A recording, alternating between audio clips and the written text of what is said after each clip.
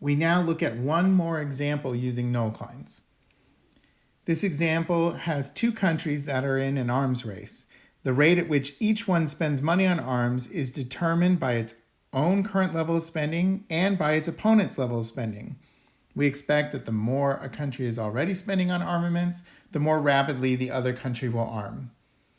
If X billion dollars is the country's yearly expenditure on arms and Y billion dollars is its opponent's, then we use the Richardson's arms race model that proposes that X and Y are determined by the following two equations. We want to explain what each of the terms in these equations mean. So let's start by the negative 0.2x term. And that says that X decreases its spending if Y is not spending.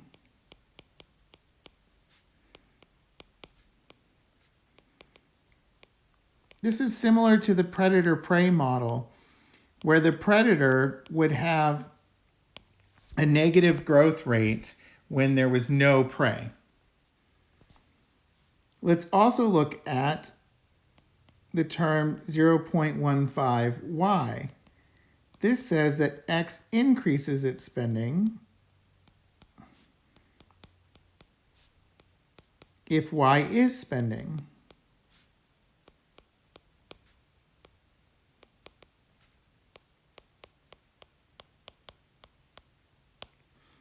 And then finally, there's a term 20, and that says that X increases its spending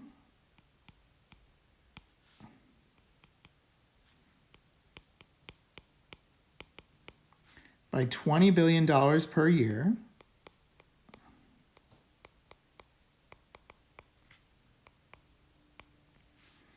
without any other condition.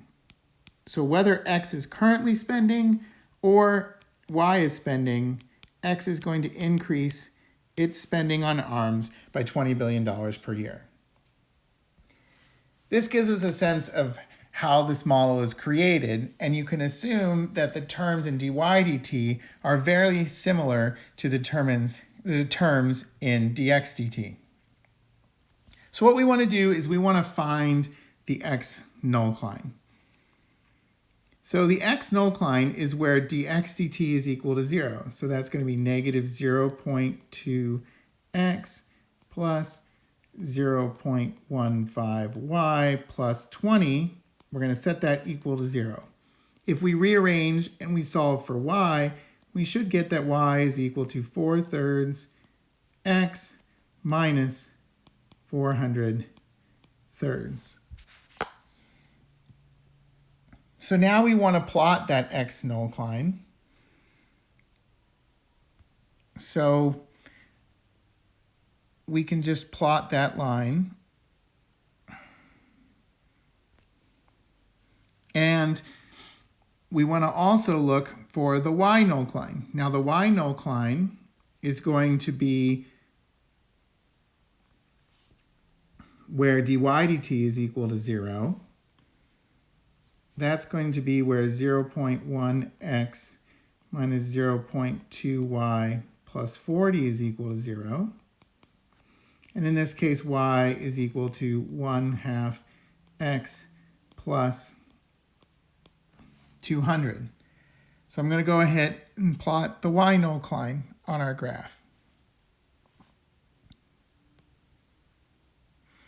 And I'm assuming here that you can take points on these lines to plot them in the xy plane. Now, the x nullcline is going to have vertical slopes. So I'm going to go ahead and put some vertical slopes in here.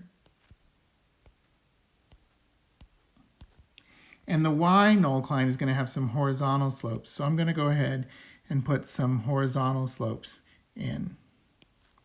And you can see that there is an equilibrium point. And we want to make sure that we can determine what the coordinates of that equilibrium point are. So I'm going to find points where both dx dt and dy dt equals 0. That's where the x and y nullclines intersect.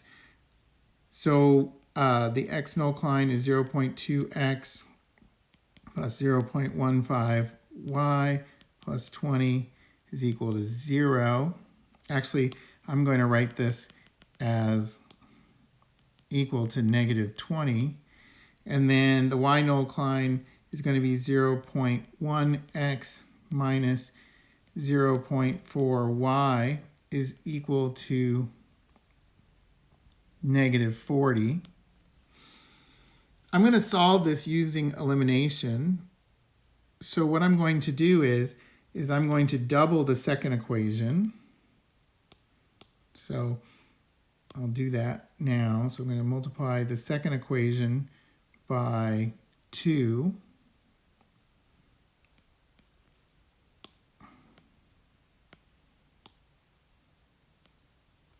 And then I'm going to add the two equations to eliminate the x. So that's going to give me negative 0.25y equals a negative 100. And that's going to tell me that y is equal to 400. Now, if I plug that back into the x equation, I should get also that x is equal to 400. And so I have now the equilibrium 400, 400, which you can see on our phase plane above. Now, the question is that is that equilibrium point stable or unstable? So we need to plot the slopes on the x and the y nullcline. So what I'm going to do is I'm going to start with the x nullcline, and I'm going to choose a couple points on the x nullcline. The first point that I'm going to choose on the x nullcline is going to be the point 100, 0. Right here. So I want to choose that point 100, 0. I'm going to plug it in. That's on the x nullcline, and I'm going to plug it in to the y nullcline. So I'm going to get 0.1 times 100 minus 0.2 times 0 plus 40 when I plug in that point. And I'm going to notice that that point 100, 0, when I plug that in, that's going to equal 50. And that's positive. So because that's positive, then arrows along this part of the nullcline are going to point upward. I now want to choose another point. I'm going to choose the point 700, 800 that's on the x nullcline. And I want to plug that in. So that's going to be 0.1 times 700 minus 0.2 times 800 plus 40, and that's going to equal negative 50. So that means the slopes on this side of the equilibrium point are going to be negative. So notice what I did, once again, is I chose points on the x nullcline, on the green line, and then I plugged them into the y nullcline. I'm now going to choose points on the y nullcline and plug them in to the x nullcline. So I will start with the point 0, 200.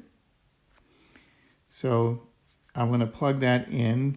That's going to be negative 0.2 times 0 plus 0.15 times 200. I'm going to add 20. And when I plug that point in, I'm going to get 50. That's positive, so that means that my slopes are going to point to the right. And then I'm going to choose one more point, the point 800, 600. So that's that point right about there. So I'm going to do negative 0.2 times 800 plus 0.15 times 600 add 20, that's going to give me negative 50. So because those are negative, all of my slopes are going to point to the left. And so you'll notice that all the arrows seem to be pointing toward the equilibrium point.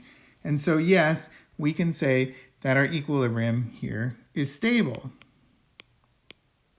We could also do that using the Jacobian, and I encourage you to do that on your own for practice. Now, what other things can we say about this system? Well, let's look at what generally we see happens with solutions. So we see solutions in this region go toward the equilibrium. Solutions in this region go towards the equilibrium. Solutions in this region go towards the equilibrium, and solutions in that region go towards the equilibrium. So all solutions seem to be going toward the equilibrium. That's kind of long-term behavior. So all solutions tend toward the equilibrium.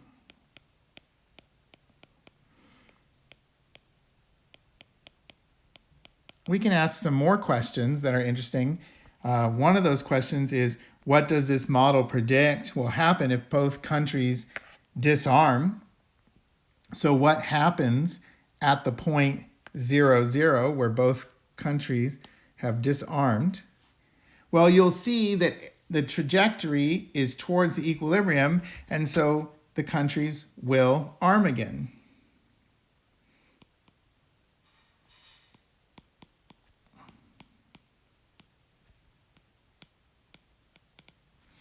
Okay, what does the model predict will happen in the case of unilateral disarmament? One country disarms and the other one does not. Okay, so let's look at that situation in the phase plane. So here we have that X has disarmed, and what we see is that when X has disarmed, then they will arm again because the arrows are pointing upward. If Y could be extended to where it disarms, which would be down here, then we'll see again, I've made a mistake. I'm going to correct it right now. Okay, so let's try this again. Let's see, this is actually the point where Y disarms. And you'll see that when Y disarms, that the arrows are pointing up, so Y will arm again. And then here, that's the point where X disarms. And you'll see that when X disarms, the arrows are pointing to the right, so X will arm again. So both countries will choose to rearm if one of them decides not to arm again. So the country that disarms will rearm again.